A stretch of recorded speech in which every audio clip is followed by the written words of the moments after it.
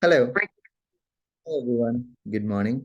As part of the today's session, I just want to explain about how are we gonna deal with the switches. Okay. The topic that I'm gonna explain with you all is about the switches. How we will deal with the switches. Let me show you an example. So here is the switch, right? So I need to change this switch. How exactly you can change the switch using a program?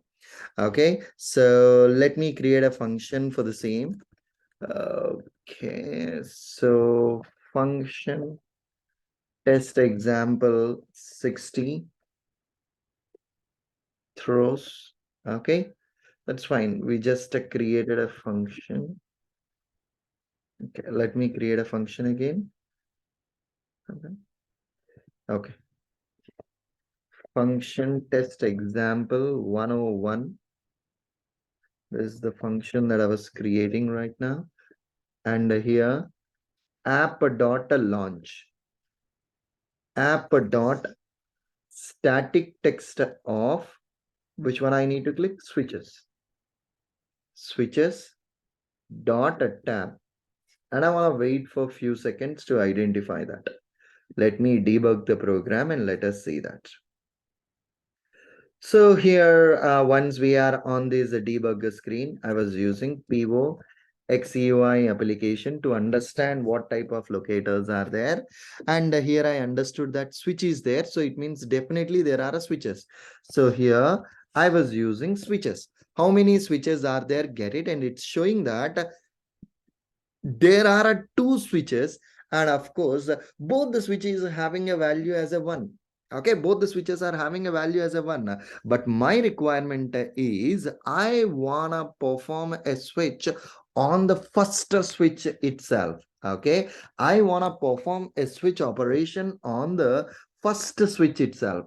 So here I'm using a first match dot tab. So whatever the switches are there, assume that the switches has a value also, right? So let me pass this value as well. The switches which are having a value, there are a multiple switches that comes into the picture, out of which the first match I want to perform a tap operation. When I run it, see the first switch got updated. So here we can use element by its index, or even also we can use a first match in this situation, guys. So let me copy this line. Let me copy this line, the first match app dot this one, or app dot switches off. So here what I'm doing means I don't want to go with a first match. I want to go with an element. Okay, and that too, that element, what I want to do, whichever the index, you can go with the element bound by its index also, you can prefer. Okay, you can bound by its index and you can prefer. That's up to ish. Switch dot element bound by its index 1 dot tab. You can use this particular chunk also. Either the way you can handle the switch, but here the first match is the one that we are going to use to match with the only the first occurrence. Whichever the first occurrence is there, match with that first occurrence and perform the operations. Remove the breakpoint and then continue here, and let us see how this is gonna work. So this time it's executing. So let us see the whole chunk, how it's gonna work. So it changed. It should wait for 4 seconds and then it should change both the switches. That's it.